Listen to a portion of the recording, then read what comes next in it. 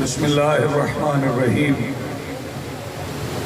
الہی عظم البلا وبرح الخفا وانکشف الغطا وانکتر رجا وزاکت الارض ومنعت السماء وانت المستعان وإلیک المشتکا وعلیک المعول فی الشدت والرخاء اللہم صلی علی محمد وآل محمد أولی الأمر الذین فرضت علینا طاعتهم وعرفتنا بذلك منزلتهم ففرجنا بحقهم فرجا عاجلا كريما كلمح البصر يهو أكرم يا محمد يا علي يا علي يا محمد اكفياني فإنكما كافيان وانصراني فإنكما ناصران یا مولانا یا صاحب العصر والزمان الغوث الغوث الغوث ادرکنا ادرکنا ادرکنا الساعات الساعات الساعات الأجل الأجل الأجل برحمتك یا ارحم الراحمین بحق محمد وآلہ الطاہرین ممکنہ حد تک بلند صلوات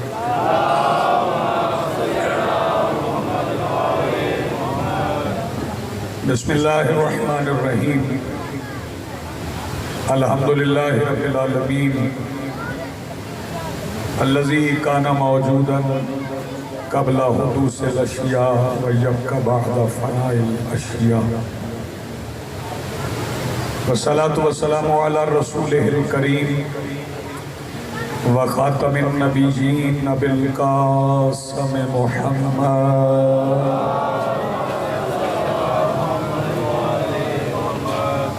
والصلاة والسلام والتحیۃ والاکرام علی آلہ الطیبین الطاہرین المعصومین المنتجبین المہدیین المظلومین المعصومین الذین اذھب اللہ عنہم الرجس وطہرہم تطہیرا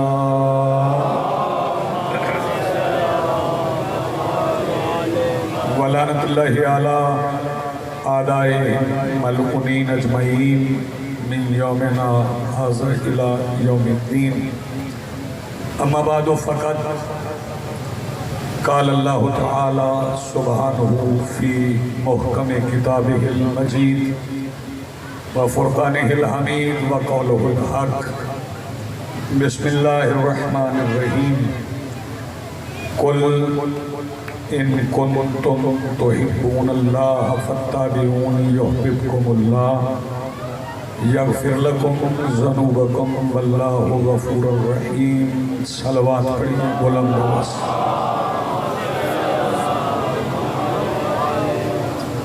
آخر تک ایک بار بیک زبان صلوات پڑھیں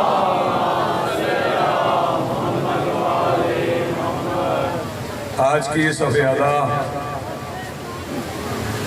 اور اس پر حاضر بلا تفریق مذہب و ملت و مسلک و عقائد و نظریات کربلا کی ریت کے ٹیلہ کے منبر پر تشریف فرما خطیب نظریہ توحید کے استغاثہ پر لبیک کہنے والے غیرت مندوں کے دلوں میں موجود حرارت ولایت امیر المومنین کے وسیلہ سے درخواست گزار ہوں اپنے اس وارث کے حضور جو پردہ غیب میں شاہ سوار وادی نور کی حیثیت سے موجود ہے کہ کائنات کا وہ مطلق العنان مدبر الامور اپنے رخ سے حجاب غیبت ہٹائے اور کعبہ کی چھت سے اپنے پہلے ہی خطبے میں کائنات کو سمجھائے کہ علی کل بھی واجب تھا علی آج بھی واجب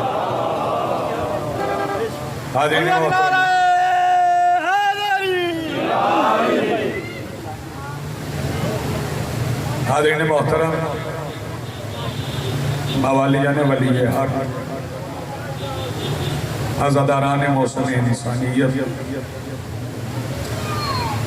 عاشقان سرکار دو عالم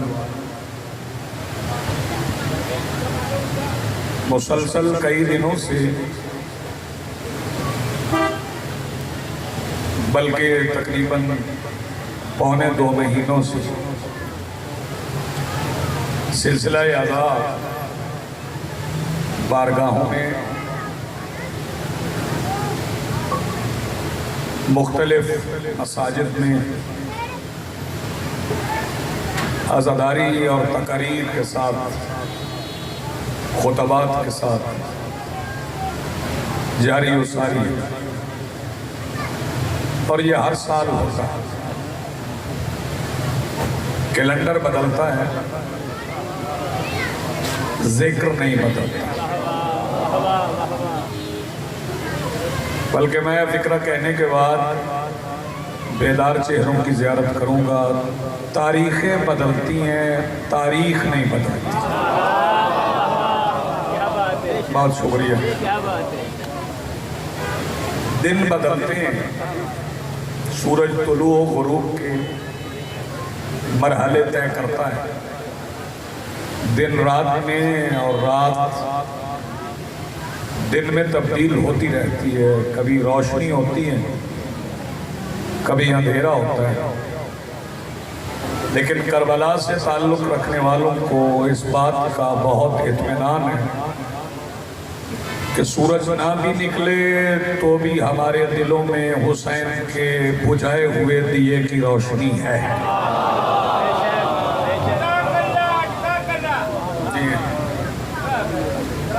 یہ روشنی کیوں آتے ہیں چوک میں؟ بازار میں مجلس کس طرح کسی کی مخالفت میں نہیں. اگر کسی کو یہ وہم ہے یہ غلط فہمی کا شکار ہے دیکھنا میری طرف کہ ہم کسی کی مخالفت میں آ گئے ہیں بازار میں تو وہ اپنا وہم نکال دے. ہم کسی کی حمایت میں آئے. میں چہرے دیکھ رہا ہوں. ہم کسی کی نفرت میں نہیں آئے. ہم کسی کی محبت میں آئے. میں پھر کہہ رہا ہوں ہم کسی کی نفرت میں نہیں آئے. بسم اللہ. ہم کسی کی محبت میں آئے اور ہمیں محبت اس سے ہے جس سے محبت کرنا ہمارے شجرے کی طہارت کی شرط ہے. اگر ہم اس سے محبت نہیں کریں گے تو ہمارا شجرہ نسب مشکوک ہو جائے. اس لیے چوک میں آ جاتے ہیں, اس لیے بازار میں آ جاتے ہیں. جن بندوں نے کوئی غلط کام کرنا ہو وہ تو اندر سے کنڈیاں لگا کے کرتے ہیں. توجہ اس فکرے پہ جو نہ بولا میں اس سے خاموشی کی وجہ پوچھنے کا حق رکھتا ہوں. مجلس آزاد چوک میں اس لیے ہوتی ہے کہ دنیا کو سمجھ آ جائے کہ حسین کا ذکر سازش نہیں بخشش کی سفارش ہے.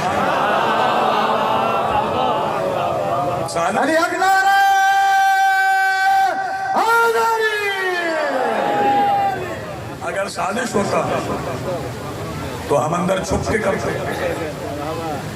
چوک میں اس لیے آئے ہیں کہ نہ ہم یہ برداشت کرتے ہیں کہ ہمارا کوئی دل دکھائے. یہ برداشت ہم نہیں کرتے کہ ہمارا کوئی دل دکھائے اور ہمارا دل ذاتی وجوہات سے نہیں دکھتا.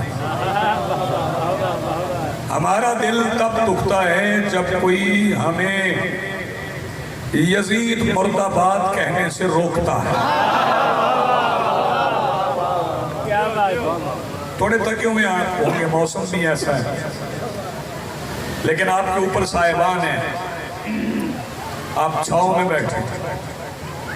یہ جو کل چہلم ہوا ہے کربلا میں, وہاں جو کروڑوں افراد آئے ہیں وہ چھاؤں میں چل کے نہیں آئے, وہ دھوپ میں چل کے آئے. اور پوری سمندری میں اگر آپ لوگ جمع کر لیں تو 4-5 لاکھ لوگ جمع ہوں گے. 3 مربع میل ہے کربلا، اور 3 مربع میل میں 11 کروڑ سما جاتے ہیں، اور حسین بتاتے ہیں کہ اگر 11 کروڑ آج کربلا کے 3 مربع میل میں سما گئے ہیں تو اگر میدان حشر بھی سج گیا تو آدم سے لے کے آخری آدمی تک بھی اگر آ گئے تو کربلا کے ظرف میں اتنی وسعت ہے کہ سارے وہاں پورے آ سکتے ہیں۔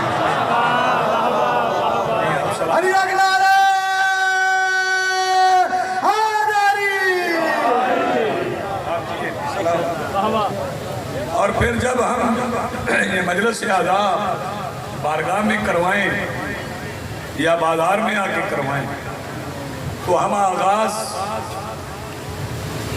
قرآن حکیم کی آیت پڑھ کے کرتے ہیں تاکہ لوگوں کو پتہ چل جائے کہ ہم یہ فکرہ سنیے گا توجہ سے، بازار نہ سمجھیے گا، مجلس آداب سمجھیے گا۔ ہم قرآن پڑھ کے ہی قرآن سمجھاتے ہیں۔ میرا سلام ہم کو دیکھتے اس فکرے پہ ہاتھ رکھتے ہیں، ہم قرآن پڑھ کے ہی قرآن سمجھاتے ہیں۔ فرق صرف اتنا ہے کہ ہم خاموش قرآن سے بولتا ہوا قرآن سمجھاتے ہیں، پڑھتے خاموش قرآن ہے، سمجھاتے بولتا ہوا قرآن ہے۔ اور میں نے سورہ آل عمران کی آیت پڑھی، اس میں مالک فرما رہے ہیں بسم اللہ الرحمن الرحیم، کل میرا حبیب فرما دیجئے، سر اٹھائیں بھائی، اللہ کہہ رہے ہیں فرما دیجئے۔ شیعہ سنی جتنے بیٹھو اس بات کو غور سے سننا، میرا حبیب فرما دیجئے، کب کہہ رہے ہیں؟ یہ کوئی ماضی کی بات ہے؟ نوجوان ضرور جاگیں اور اس فکرے کو سمجھیں۔ ماشاءاللہ۔ یا تو قرآن میں ہوتا کہ اللہ نے اپنے حبیب سے کہا اور پھر انہوں نے کہا، آپ جب بھی قرآن کھولیں تو ایسے ہی نظر آئے گا کہ اللہ کہہ رہا ہے کہ آپ فرما دیجیے، یعنی اللہ ہے اور کسی ایسے سے کہہ رہے ہیں فرما دیجئے جو ہے۔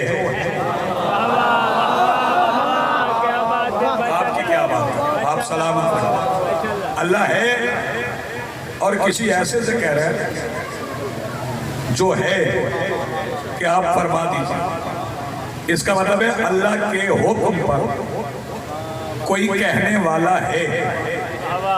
اس کا مطلب ہے یہ جو لفظ کل ہے یہ دلیل ہے اس بات کی، توجہ، کہ رسول زندہ ہیں، کیونکہ اللہ فرما رہا ہے فرما دیجئے، اور جب قرآن کھولتے ہیں تو رسول فرما رہے ہیں۔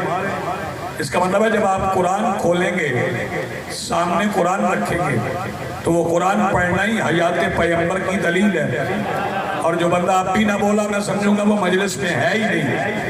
جس بندے کو ابھی سمجھ نہیں آئی وہ سمجھ لے کہ پشت رسول کے مصلی پر نماز پڑھنے والے فرزند رسول نے سنا کی نوک پر اپنے دھڑ کے بغیر قرآن پڑھ کے پوری دنیا میں چھپی اور کھلی ہوئی یزیدیت کو سمجھایا تھا کہ اگر ساری دنیا بھی مل کے کوشش کرے تو محمد کو مار نہیں سکتے۔ مجھ حسین کا بولنا اس بات کی دلیل ہے کہ میرا نانا کل بھی زندہ تھا۔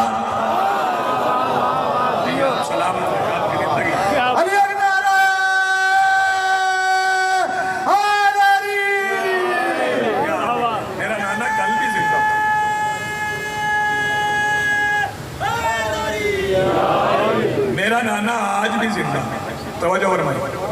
اور اللہ فرما رہا ہے اپنے حبیب سے، میرا حبیب، ترجمہ پورا سن لیں، ان سے کہہ دو قل ان کنتم تحبون اللہ، ان سے کہو کہ اگر تم اللہ سے محبت کرتے ہو فاتبعونی، تو پھر میری اتباع کرو، میرے پیچھے چلو۔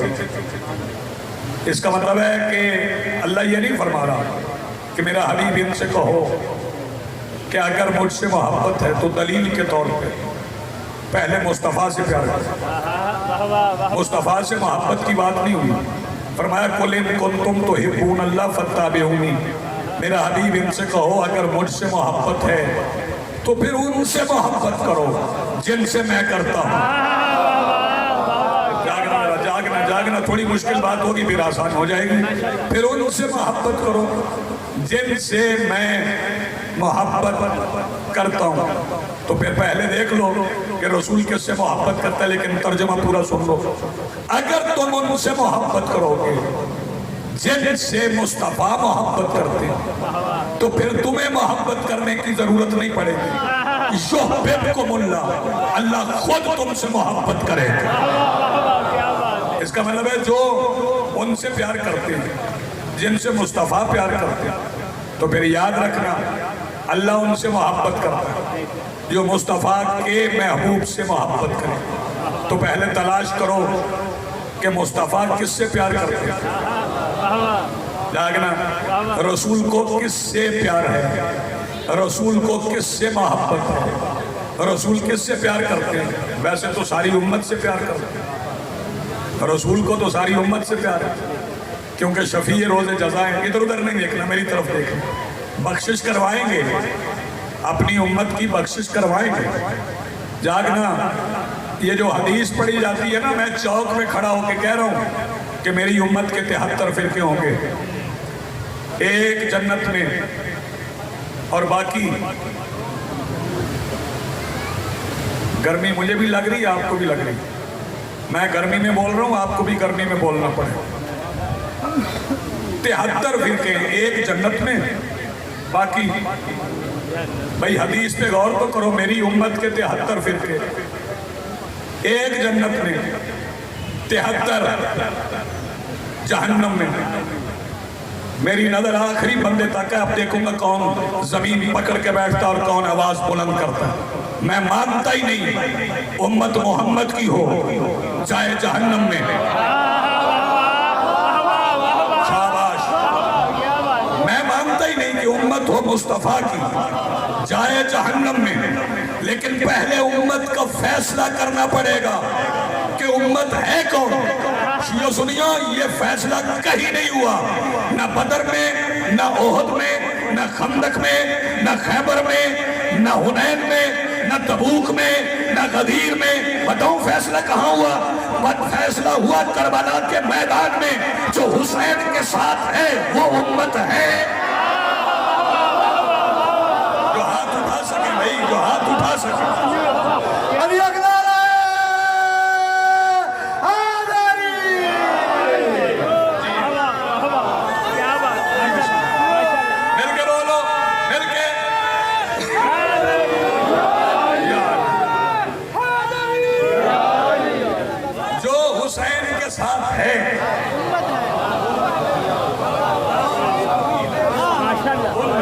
جو حسین کے ساتھ ہے وہ امت ہے، اور احتیاطی تدابیر بتائی جاتی ہیں۔ یہ مجلس میں ہم احتیاطی تدابیر نہیں بتائیں گے تو کہاں بتائیں گے؟ جاگنا، توجہ، احتیاطی تدابیر 2-3 بتا رہا ہوں۔ یہ جیسے لکھا ہوتا ہے نا کہ دوائیں بچوں کی پہنچ سے دور رکھیں۔ آپ مجلس میں آئے ہیں تو میں احتیاطی تدابیر بھی بتا دوں، اگر کوئی اہل سنت دوست آیا تو وہ بھی سن جائے۔ بندہ اللہ کی مخالفت کرے تو کافر ہو جاتا ہے، رسول کی مخالفت کرے تو اسلام سے نکل جاتا ہے، علی کی مخالفت کرے تو منافق ہو جاتا ہے، حسین کی مخالفت کرے اور کچھ ہو نہ ہو یزید ضرور ہو جاتا ہے۔ جیتے رہو بھائی، سلامت زندگی ہو۔ بہت شکریہ، بڑی مہربانی، آپ کا شکریہ، آپ جیے۔ اور ایک بات میں یہاں بیٹھے ہوئے آخری بندے تک سمجھا جاؤں، ابھی محبت بتاؤں گا کہ رسول نے محبت کی کیسے۔ پہلے سن لے فکرہ، احتیاطی تدابیر سن لو۔ حسین سے مانگ، میں پھر کہہ رہا ہوں حسین سے مانگ۔ توجہ، چلو ایک سوال میں پوچھ رہا ہوں، سارے شیعہ سنی مجھے بتائیں، پاکستان سے کوئی قرضہ مانگتا ہے؟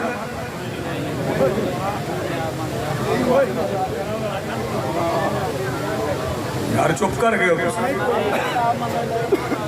کوئی مانگتا ہے؟ اور دینا تو دور کی بات ہے، مانگتا ہی کوئی نہیں، کیونکہ دنیا بڑی سیانی ہے، دنیا کو پتہ ہے مانگنے والوں سے نہیں مانگا جاتا۔ تیری زندگی ہو گئی سلامت، مانگنے والوں سے نہیں مانگا، اور یہی بات ہم سمجھاتے ہیں، جیتے رہو، یہی بات ہم سمجھاتے ہیں، مانگنے والوں سے نہیں مانگنا، بانٹنے والوں سے مانگنا ہے۔ جو بندہ شاہ جی حسین کا گداگر ہے وہ میرا فکرہ سن کے چپ کر جائے تو میں نے بطول کی دہلیز پہ جارود کشی کر کے ایمان کے 10ویں تخت پہ بیٹھے ہوئے سلمان سے خیرات ہی نہیں مانگی، اور ساری دنیا سے الگ دینے کا انداز ہے حسین کا۔ حسین اس دینے والے کو کہتے ہیں جو مانگنے والے کو بھی بانٹنے والا بنا دیتا ہے۔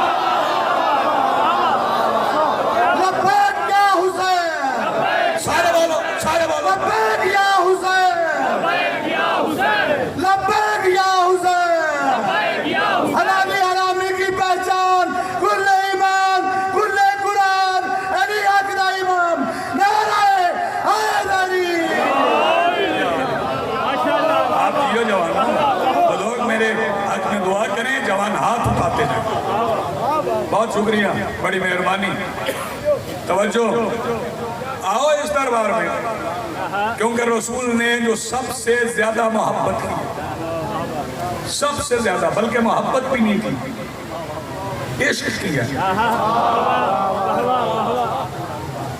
جاگنا، کیا کیا رسول نے؟ عشق، کس سے؟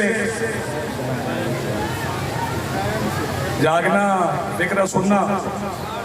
چلو میں سمجھا دیتا ہوں، نماز پڑھتے ہیں آپ گھر میں؟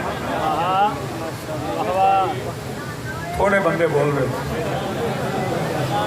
ہو یار میں کوئی پڑھانے لگا، نماز جو بندے پڑھتے ہیں انہیں تجربہ ہے کہ جب نماز پڑھی جائے تو بچے مصلی پہ آ جاتے ہیں، کبھی تسبیح اٹھا لیتے ہیں، کبھی صحیح جگہ اٹھا لیتے ہیں، عموماً باپ کے مصلی پہ نہیں آتے کبھی، ماں کے مصلی پہ، اور جب ماں کے مصلی پہ آئے نا تو پھر مائیں کیا کرتی، نماز پڑھتی رہتی ہیں، بچہ سامنے بیٹھا سجدہ تو ہوتا نہیں، پھر اسے نماز چھوڑنا پڑتی، وہ بچے کو اٹھاتی ہے، پہلے دیتی تھی دادیوں نانیوں کو،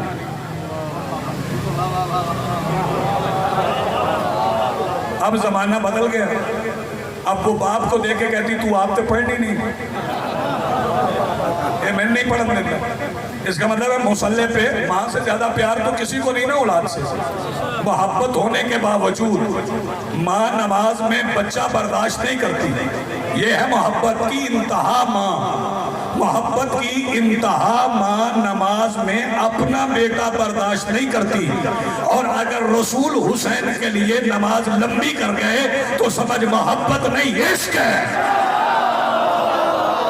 شاباش بھائی، کیا کہنے آپ دیئے سلامت، کوئی بات پہنچ رہی ہے آپ؟ پھر محبت نہیں ہے، پھر عشق ہے۔ ماں نے ایک بار سارے مل کے بولو حیدری، چلو ایک مثال اور دیتے ہیں، پتہ چل جائے کہ عشق کیا ہوتا ہے، کتنی محبت کرتی ہے ماں۔ توجہ، ایک میں فرمان سنا دیتا ہوں، اس سے پتہ چل جائے کہ ماں کا مقام کیا۔ سرکار دو عالم سے کسی نے پوچھا بیٹے بیٹھ جاؤ، بچے بیٹھو، یہ بٹھاؤ بچوں کو، یار ماحول ذرا ٹھیک رکھو۔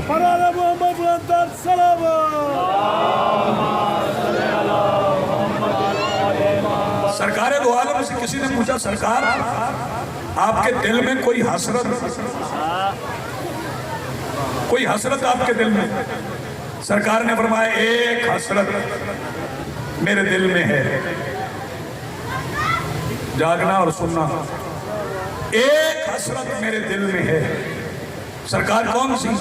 فرمایا حسرت میرے دل میں ہے کہ میں واجب نماز پڑھ رہا ہوتا اور میری ماں مجھے بلاتی تو میں نماز چھوڑ کے جاتا۔ توجہ توجہ، پرانا کہا ہوا فکرہ لیکن مجھے یاد آ گیا. جس کے کہنے پر نماز نہ چھوڑنے والوں کی نماز باطل ہو جاتی ہے. نہیں آپ نے غور نہیں فرمایا. جو نماز میں بلائے اور بندے نماز چھوڑ کے نہ آئے تو ان کی نماز نہیں ہوتی. وہ کہہ رہا مجھے ماں بلاتی تو میں ماں کے کہنے پہ نماز چھوڑ کے جاتا. توجہ، اسی کی نماز میں حسین آئے اور پشت رسول پر بیٹھے. پشت رسول پر بیٹھے. شیعہ سنی میرا فکرہ سنیں اور یاد رکھیں کب تک بیٹھے. ارے سب فکرہ سنیے گا، میں نہیں کہتا 72 بار پڑھا، ایک فکرہ کہتا ہوں سمندری والوں یاد رکھنا اور یہ ذہن میں بٹھا لینا. بتاؤں حسین کب تک بیٹھے؟ حسین تب تک بیٹھے رہے جب تک بات طے نہ ہو گئی. تو ہاتھ اب بھی نہیں اٹھا یار. حسین تب تک بیٹھے رہے.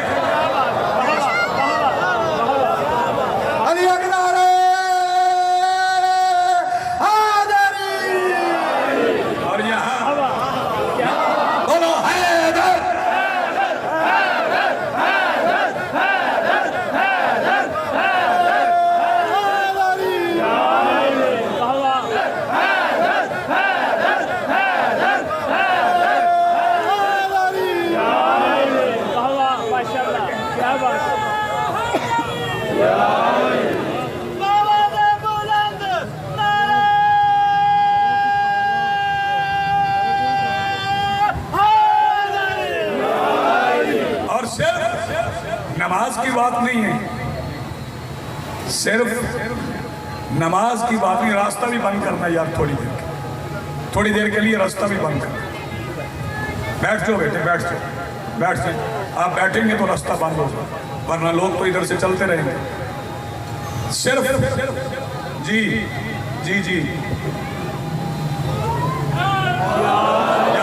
صرف نماز کی بات نہیں. اور پھر صرف حسین نہیں آئے، حسن بھی آئے. میرے رسول کی نماز میں صرف حسین نہیں آئے، مولا حسن بھی آئے. علامہ مجلسی نے لکھا ہے، جہاں بہار الانوار پڑھ لے تب رسول سجدے میں نہیں تھے، رسول رکوع میں تھے کہ اسی گھر کا دروازہ کھل گیا جس گھر کے دروازے سے حسین آئے تھے. اب آنے والے حسین نہیں، اب ہے حسن. جب حسن آئے ہیں تو رسول کہاں تھے؟ رسول رکوع میں تھے اور کیا پڑھ رہے تھے؟ سبحان ربی سبحان ربی العظیم و بحمدہ. یہ رسول پڑھ رہے تھے.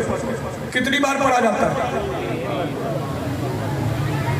خیر جو ایک بھائی نہیں فون سن دینے کو سن لیں. کتنی بار پڑھا جاتا ہے؟ 3 بار. دروازے سے محراب کا فاصلہ ہے 70 قدم. رسول چلے گئے رکوع میں.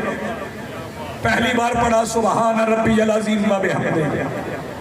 رسول نے پہلی بار پڑھا، حسن نے پہلا قدم اٹھایا. رسول نے دوسری بار پڑھا سبحان ربی العظیم و بحمدہ. حسن نے دوسرا قدم اٹھایا. تیسری بار پڑھا سبحان ربی العظیم و بحمدہ. حسن نے تیسرا قدم اٹھایا. رسول نے چوتھی بار پڑھا سبحان ربی العظیم و بحمدہ. حسن نے چوتھا قدم اٹھایا. حسین قدم اٹھاتے، حسن قدم اٹھاتے گئے، رسول پڑھتے گئے. اس کا مطلب ہے کہ رسول تسبیح نہیں پڑھ رہے، حسن سے کہہ رہے ہیں اور قریب آ.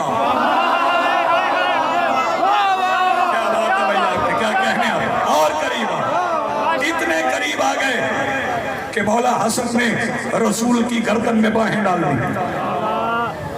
کبھی رکوع میں جھکے ہوئے دیکھ لینا کہ گردن میں باہیں ڈالی جائیں تو منظر کیا ہوتا ہے. تو پھر رسول نے باہیں چھڑوائیں. علامہ مجلسی لکھتے ایک بار حسن کا منہ چومتے پھر پڑھتے سبحان ربی العظیم. آپ سلامت رہیں.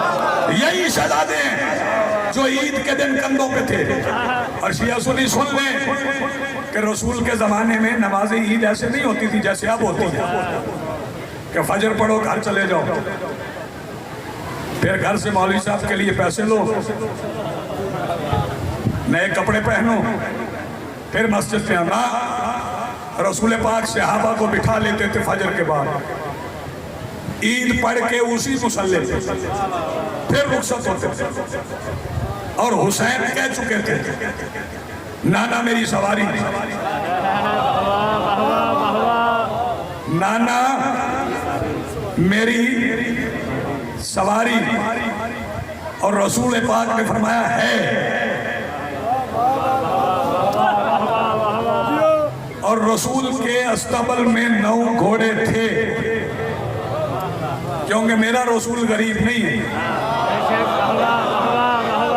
میرا رسول غریب نہیں ہے. ابو طالب کے بھتیجے ہیں، عبد المطلب کے پوتے ہیں، جناب عبداللہ کے بیٹے ہیں، غریب نہیں ہیں. توجہ، ناز حسین جاگنا. یہی رسول ہے جس کے دسترخوان پہ پلنے والے نسلوں کے غریب امیر ہو گئے ہیں. جی ہاں، آپ سلامت رہیں. میرا رسول غریب نہیں، فرمایا سواری ہے. آپ جی ہیں، سلامت رہیں. پھر سواری کہاں گیا؟ نماز عید ہوئی. فرمایا آ جاؤ میرے کندھوں پہ. حسین کندھوں پہ آ گئے. اٹھا لیا رسول نے، اٹھا کے چل پڑے. اکیلے چلے نہیں، صحابہ کرام سرکار کے ساتھ چل پڑے. مدینے کی گلیوں میں نکل پڑے. اب وہ بندے غلط کہتے ہیں جو کہتے ہیں زلف کھینچی، یہ توہین ہے. اگر کسی نے لکھا ہے تو بھی توہین ہے. نہیں، ادھر رسول نے اٹھایا، ادھر حسین نے کہا نانا بس ہو گیا. فرمایا نہیں، آج تو ہماری عید ہوئی ہے. آج ہی تو ہماری عید ہوئی ہے. رسول پاک چل پڑے. مدینے کی گلی ہے اور حسین کہہ رہے ہیں نانا بس. رسول کہہ رہے ہیں نہیں، آج رسالت امامت کو اٹھائے گی، آج دکھائے گی. رسول اٹھا کے چل پڑے. جاگنا. رسول اٹھا کے چل پڑے کہ سورج نکل آیا. رستہ دیکھیے، رستہ موضوع خراب جاتا ہے. پروانہ محمد السلام اللہم صلی علی محمد بسم اللہ جی. سورج نکل آیا. میرے رسول کے ماتھے پہ پسینہ آ گیا. پسینہ آیا تو کسی نے آگے بڑھ کے رسول پاک سے آخری فکرہ فضیلت کا، کسی نے آگے بڑھ کے کہا یا رسول اللہ لائیے حسین مجھے دے، میں اٹھا لوں. فرمایا آپ پیچھے ہٹنا ہے. آپ کو نہیں پتا حسین اٹھانے کے لیے محمد ہونا ضروری ہے.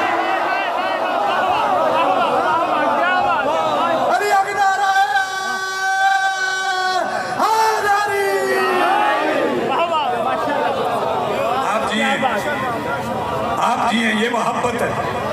پھر مدینے کی ساری گلیوں سے گزر کے جی آ گئے مسجد میں.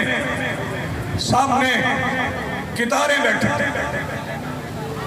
رسول بیٹھے تو کیا کہا حسین بادشاہ سے؟ اتریے اور جائیے. نہ، میرے آقا نے ہاتھ بلند کیا. فرمایا حسین ان ہاتھوں پہ آئے. حسین ہاتھوں پہ آئے، پھر سینے سے لگائے رکھا، پھر گود میں بٹھایا، پھر ماتھا چوما، پھر دونوں رخسار چومے. پھر فرمایا یا علی حسین کو گھر لے جائیں. یا رسول اللہ ایک بار ہی اتار دیتے. فرمایا نہیں، دکھا رہا ہوں امت کو، غور سے دیکھ لو، اگر کبھی اسے اتارنا پڑ جائے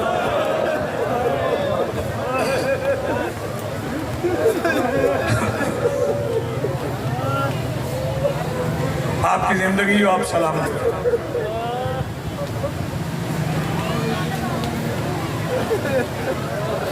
میں دیکھ رہا ہوں آنکھیں پرنم ہو گئی.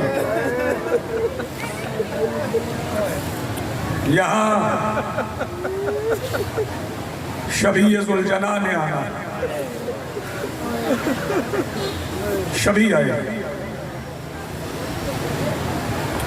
اور اس کا استقبال کرنا.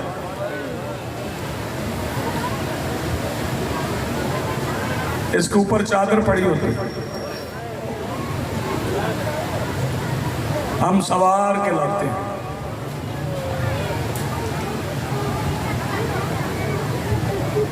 دیکھیں بھائی میری طرف تھوڑی دیر کے لیے راستہ بند کر دیں، میں مصائب پڑھ رہا ہوں، دوران فضائل میں نے برداشت کر لیا، مصائب میں نیاز حسین، تھوڑی دیر کے لیے راستہ بند کر دیں۔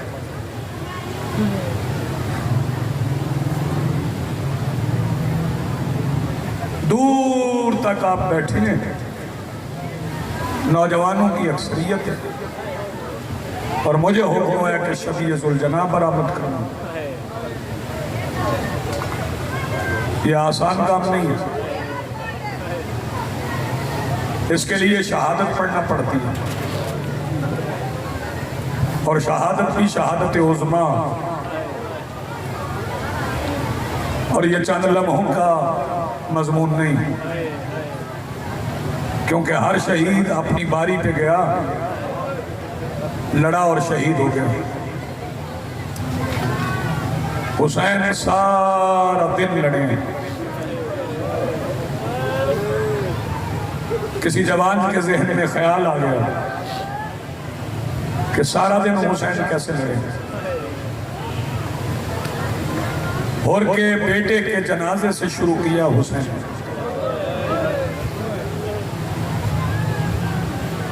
جب ہور کا بیٹا اترا تھا نا تو ہور گھوڑے پہ بیٹھ کے اپنے بیٹے کو اٹھانے گیا، گھوڑا تیز دوڑا گیا، مگر جب قریب پہنچا تو اس نے دیکھا اس سے پہلے کوئی ہے جس نے ہور کے بیٹے کا سر زانوں پہ رکھا ہوا،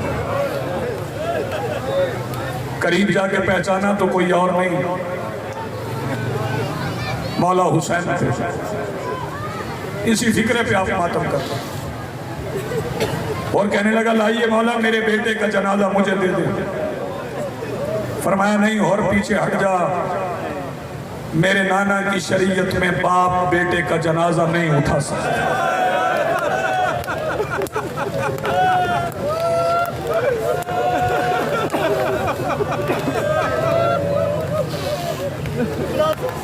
جی جی جی بسم اللہ، مالک آپ کو کبھی اولاد کے غم میں نہ ہوا۔ مولا حسین نے جناب ہور سے کہا، اور میرے نانا کی شریعت میں باپ بیٹے کا جنازہ نہیں اٹھا سکتا۔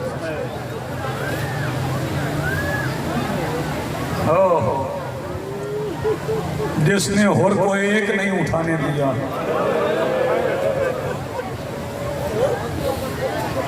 اس نے دو بیٹوں کے جنازے خود اٹھائے۔ جی میں آپ کا کہا ہوا، آپ نے سنا نہیں، بڑے بھائی ہیں، صرف اٹھائے نہیں، ایک اٹھایا ایک دفنایا۔ میں دیکھ رہا ہوں نوجوان تیار ہیں،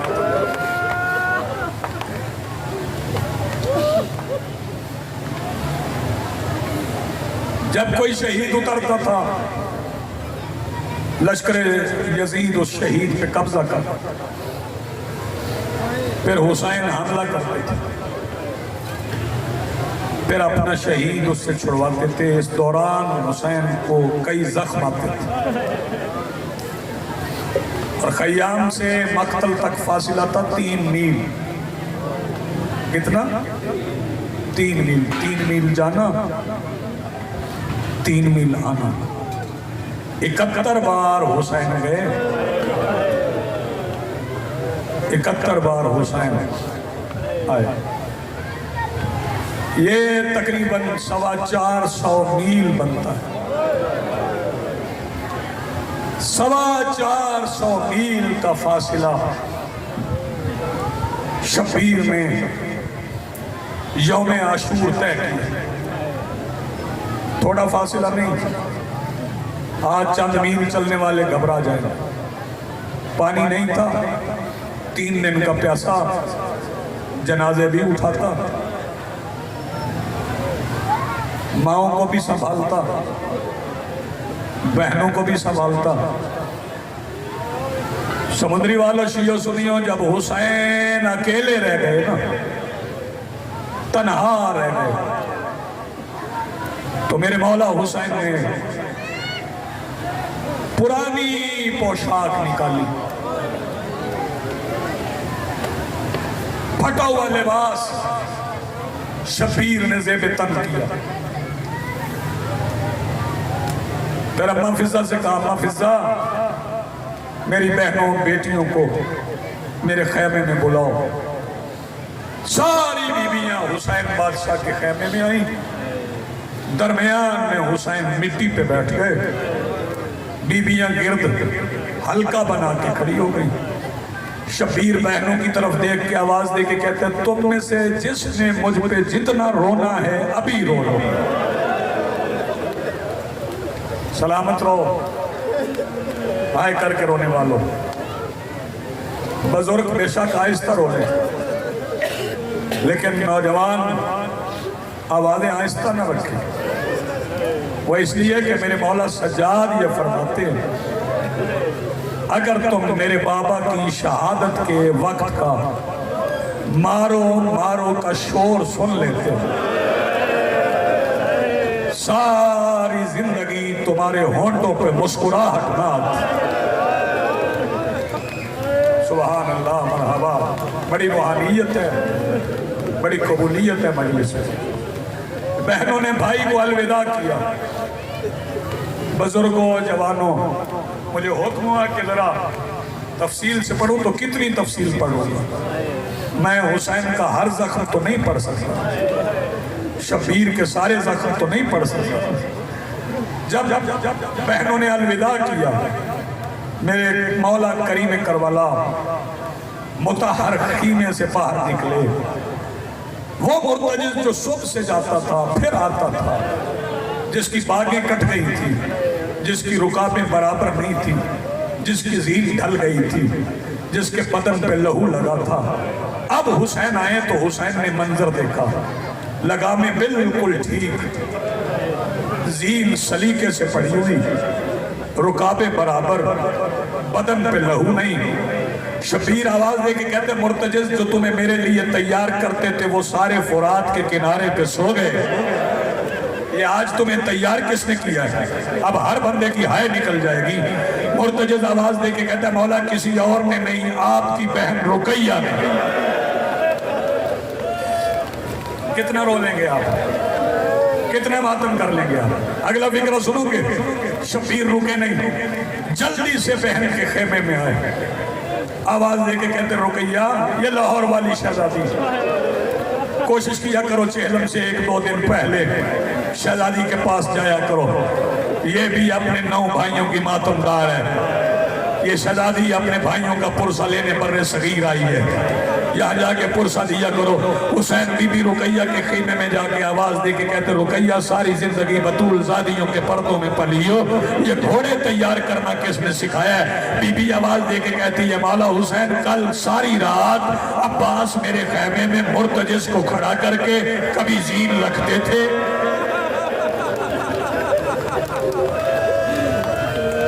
تیاری کرنا، آوازیں تمہاری بلند ہو جائیں، اور اس لیے میں کہہ رہا ہوں تیاری کرنا، یہاں تابوت نہیں آنا، یہاں آنا شبیہ ذوالجنان ہے، کیونکہ 2 شہیدوں کے تابوت نہیں نکلتے، 2 شہیدوں کے تابوت نہیں نکلتے، دونوں بھائی ہیں، ایک میرے مولا عباس کا، ایک میرے مولا حسین کا۔ عباس کا نکلتا ہے علم، حسین کا نکلتا ہے ذوالجنان۔ آپ سوال کریں نا جو میرے سامنے پورنما کے لیے بیٹھے ہو، مجھے پوچھو مجھ سے کہ ان کے تابوت کیوں نہیں نکلتے، تو میرے بھائیوں تابوت ان کے نکلتے ہیں جن کے جنازے کسی نے اٹھائے۔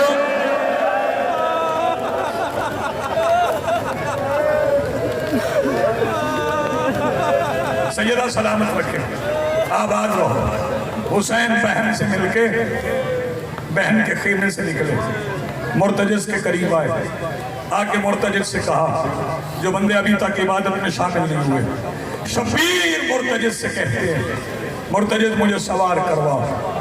مرتجز نے گھٹنے زمین پہ رکھے، دوش پیغمبر کا سوار مرتجز کی پشت پہ آیا، پشت پہ آکے شبیر آواز دے کے کہتے چل، نہیں چلا، پھر فرمایا چل، نہیں چلا. پھر فرمایا چل, نہیں چلا. حسین آواز دے کے کہتے تھکے ہو, صبح سے جا رہے ہو, جاؤ میں آزاد کرتا ہوں, میں پیدل چلا جاؤں گا. مرتجز آواز دے کے کہتا مولا آخری وقت میں ساتھ چھوڑ جاؤں, میں کوئی مسلمان ہوں. شبیر آواز دے کے کہتے پھر چلتا کیوں نہیں, جنہوں نے ماتم کرنا ہے وہ دیکھیں میری طرف. مرتجز آواز دے کے کہتا مولا ذرا میرے پیروں میں دیکھیں. شبیر نے پیروں میں دیکھا, جو بندے ابھی تک نہیں روئے. بتاؤں کون تھا؟ 3.5 سال کی بیٹی. مرتجز کے صبحوں کے گرد دونوں باہیں. آواز دے کے کہتی مرتجز نہ جانا سکینہ یتیم ہو جائے گی. جو بندے ابھی تک ماتم نہیں کر سکے ان کے لیے فکرہ کہتا ہوں. حسین پوچھتے مرتجز سے زمین پہ آئے, بیٹی کو گود میں بٹھایا.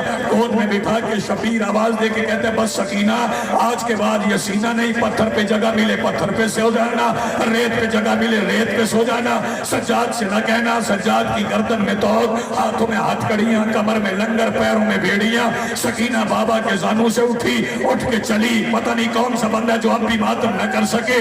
جب سکینہ چلی تو سمندری والوں فکرہ سن لینا, وہ حسین جس کا ہاتھ اکبر کے سینے سے پرچی کھینچتے ہوئے نہیں کانپا, وہ شبیر دھاڑے مار کے روئے. مجھ سے پوچھ کے حسین روئے کیوں؟ حسین نے اپنی زندگی میں اپنی بیٹی کو یتیموں کی طرح چلتے دیکھا.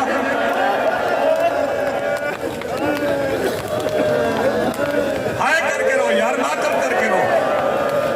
یہ بطول کے لال کا پرسہ ہے, یہ عباس کے بھائی کا پرسہ ہے. عزاداروں سنو گے, شبیر سوار ہوئے, شبیر چلے. اللہ کرے میں فکرہ سمجھا سکوں, آخری فکروں پہ آگے ہوں. جب شبیر چلے تو رستہ آسان نہیں تھا. رستے میں مختلف منزلیں تھی. کہیں گنجے شہداء تھا, وہاں صحابی پڑے تھے. حسین چپ کر کے گزر گئے صحابیوں کے پاس سے. کہیں وہ جگہ تھی جہاں اکبر کے سینے سے پرچی کھینچی تھی, حسین چپ کر کے گزر گئے. کہیں وہ جگہ تھی جہاں قاسم کے ٹکڑے جمع کیے تھے, شبیر چپ کر کے گزر گئے. میرے محترم سامعین, ایک جگہ ایسی آئی جہاں حسین کی آنکھ سے آنسو بھی نکلا, زبان سے ہائے بھی نکلی. سنو گے یہ کون سی جگہ تھی؟ جہاں عباس کا پہلا بازو پڑا تھا. حسین کے تیور بدل گئے. شبیر نے تلوار نکال لی, اپنے گھوڑے کی رفتار بڑھا دی. جلدی کر رہا ہوں. شبیر نے گھوڑے کی رفتار بڑھا کے پہلا حملہ یزید کی فوج پہ کیا, جو ماتمی جوان ماتم نہیں کر سکے. میں بتاؤں عباس سے حسین کو کتنی محبت تھی. شبیر یزید کی فوج پہ حملہ کر کے آواز دے کے کہتے ہو بے غیر تو تم نے میرا غازی مار دیا. تمہاری بلند آواز مالک اپنی بارگاہ میں قبول فرمائے. حسین لڑتے رہے, میمنہ سے نکلتے, قلب لشکر سے گزرتے, میسرہ سے نکل جاتے. جو بندے ماتم کے لیے تیار بیٹھے انہیں ایک دو فکرے سنانے ہیں. اور سنو گے, لڑتے رہے حسین. لڑتے لڑتے اچانک ایک زخمی پسلیوں سے اٹھا ہوا ہاتھ حسین کی کلائی میں آیا. سنو گے یہ کس کا ہاتھ تھا؟ یہ ماں کا ہاتھ تھا. بی بی آواز دے کے کہتی ہے حسین وہ وعدہ وفا کر جو نانا کی پشت پہ مسجد میں بیٹھ کے کیا تھا. حسین نے ماں کی بات سن کے تلوار کو نیام میں رکھنا شروع کیا. ادھر تلوار نیام میں آ رہی تھی, ادھر زجر بن قیس نے پہلا نیزہ حسین کی پسلیوں میں. ماتم کرو یار, تیاری کرو. نوجوان سروں پہ ہاتھ رکھ کے شبیہ ذوالجناح میں آنا ہے.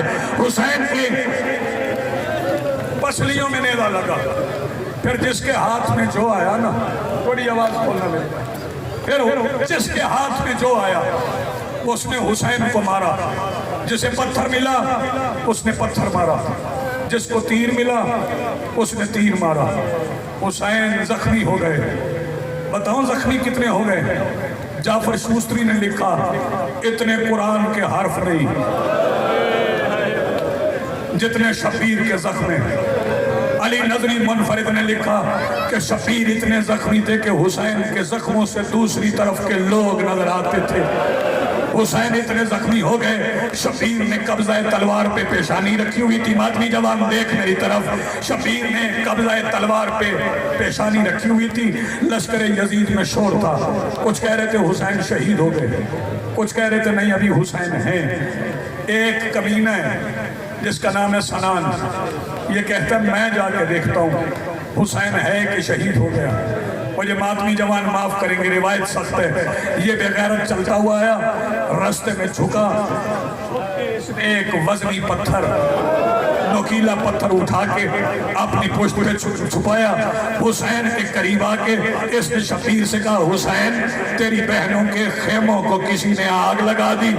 شبیر نے ایک بار سر اٹھایا تلوار سے، اس کمینے نے پیچھے ہٹ کے پتھر اس طرح مارا کہ وہ پتھر حسین کی پیشانی پہ لگا، عزاداروں پہ پتھر کا لگنا تھا، حسین پشت کی بال زمین پہ گرے۔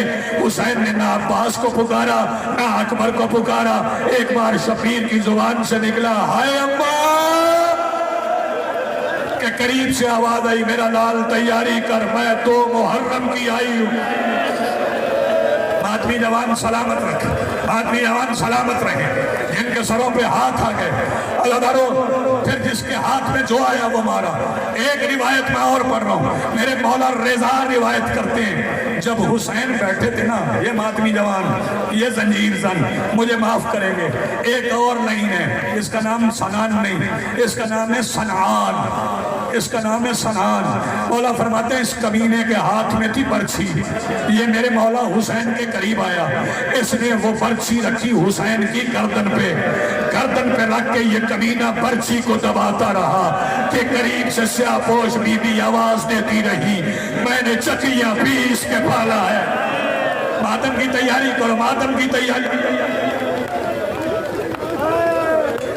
میں ابھی بتاتا ہوں کتنا عباس کو یاد کیا میرے بھائی، میں ابھی بتاتا ہوں کہ عباس کو حسین کتنا یاد کرتے تھے اور کب یاد کرتے تھے۔ جو ماتمی جوان ماتم کے لیے تیار ہو عزاداروں، پھر وہ وقت بھی آ گیا جب حسین کے سجدے کا وقت تھا۔ ماتمی جوانوں دیکھنا میری طرف، ادھر حسین نے سجدے میں سر رکھا، ادھر سے بیٹی چل پڑی۔ کرو گے ماتم اب؟ بیٹی چل پڑی، ایک لمحے کے لیے میری طرف دیکھنا، بیٹی چلی، اب رش تھا بڑا، ہجوم تھا بڑا، ارد گرد سے آوازیں آ رہی تھی مارو۔ جب بیٹی چلی ہے تو بیٹی ایک شامی کے قریب رکی، سکینہ آواز دے کے کہتی یا شیخ حل رائتا ابھی، اے شیخ تو نے میرے بابا کو دیکھا ہے؟ اگر تو اشارہ سمجھ گیا تو شاید میں آگے پڑھ ہی نہ سکوں۔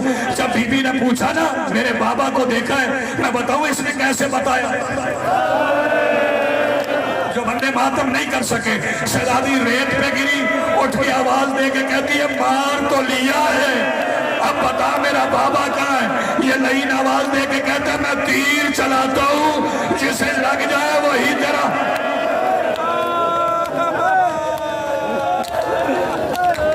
ماتم کی تیاری کرنا، ایک روایت اور پڑھوں گا، اس کے بعد شبیہ ذوالجلال آئے گی اور میں ممبر چھوڑ جاؤں گا، آپ جتنا چاہے ماتم کر لینا، لیکن ماتمی جوانوں سے کہوں گا موسم سے نہ گھبرانا، تھکنا نہ، رات تک ماتم کرتے رہنا۔ عزاداروں سب سے زیادہ ماتم تم نے کیا عاشور کے دن، عاشور کے دن تم جب زنجیر مار کے گھر چلے گئے تھے نا اور غسل کر کے اپنے اپنے بستر پہ سو گئے تھے، اس وقت شمر نے لوہے کا پہلا تازیانہ سجاد کی پشت میں مارا تھا، تمہاری بہنوں نے پشت سے لہو صاف کیا تھا، مگر سکینہ کے ہاتھ گردن کے پیچھے بندھے تھے، آواز دے کے کہتی تھی بھیا آج میرے ہاتھ کھلے ہوتے میں تیری پشت سے خون صاف کرتی۔ عزاداروں شمر ضربے مارتا رہا، عزاداروں سکینہ قریب کھڑی رہی، نامی ضرب پہ سکینہ فرات کے کنارے ماتم حسین۔